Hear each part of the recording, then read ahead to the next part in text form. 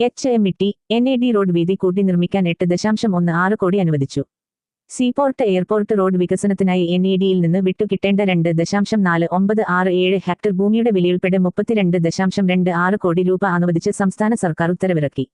സ്ഥല വിലയായി കേന്ദ്ര പ്രതിരോധ മന്ത്രാലയം കണക്കാക്കിയ 23.11 കോടി രൂപയ്ക്ക് പുറമെ NAD തുരപ്പ് റോഡ് വീതി കൂട്ടി നിർമ്മിക്കുന്നതിന് 8.16 കോടി രൂപയും ചുറ്റുമതിൽ നിർമ്മാണത്തിന് 99.43 ലക്ഷം രൂപയും സംസ്ഥാന സർക്കാർ അനുവദിച്ചു. റോഡ് നിർമ്മാണത്തിന് ഭൂമി വിട്ടുനൽകുന്ന ധാരണാപത്രം ജനുവരിയിൽ വ്യവസായ മന്ത്രി P. രാജീവിന്റെ സാന്നിധ്യത്തിൽ ഒപ്പുവച്ചിരുന്നു. ഇതിന്റെ തുടർച്ചയായാണ് തുക അനുവദിച്ചത്.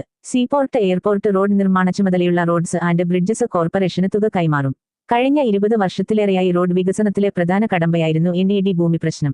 ഭൂമി വില കൈമാറി ടെൻഡർ നടപടികളിലേക്ക് ഉടൻ കടക്കുമെന്ന് മന്ത്രി P. രാജീവ് പറഞ്ഞു. HMTയുടെ ഭൂമി വില ബാങ്കിൽ കെട്ടിവെക്കുന്നതിനുള്ള നടപടികളും അവസാന ഘട്ടത്തിലാണ്. സംസ്ഥാന സർക്കാർ നടത്തിയ നിരന്തര സമ്മർദ്ദത്തിനൊടുവിലാണ് ഭൂമി അനുവദിക്കപ്പെട്ടത്. ഭൂമി ലഭ്യമാക്കിയതിന് പകരമായി NADയുമായുള്ള ധാരണപ്രകാരം HMT, NAD റോഡ് 5.5 മീറ്റർ വീതിയിൽ പുനർനിർമ്മിക്കും. തുടർ നടപടികൾ വേഗത്തിലാക്കാനാണ് സംസ്ഥാന സർക്കാർ തീരുമാനം. HMT, NAD തുരപ്പ് റോഡ് വീതി കൂട്ടുന്നതിന്റെ ഭാഗമായി ഇലക്ട്രിക് പോസ്റ്റുകൾ, ട്രാൻസ്ഫോർമറുകൾ, ടെലഫോൺ പോസ്റ്റുകൾ തുടങ്ങിയവ മാറ്റിസ്ഥാപിക്കും. പുതിയ ട്രാഫിക് സിഗ്നൽ പോയിന്റുകളും വരും. എറണാകുളം ജില്ലയിലെ പ്രധാന ഫ്ളാഗ്ഷിപ്പ് പദ്ധതിയായി കണക്കാക്കി സീപോർട്ട് എയർപോർട്ട് റോഡ് നിർമ്മാണം പൂർത്തീകരിക്കുമെന്നും മന്ത്രി P. രാജീവ് പറഞ്ഞു.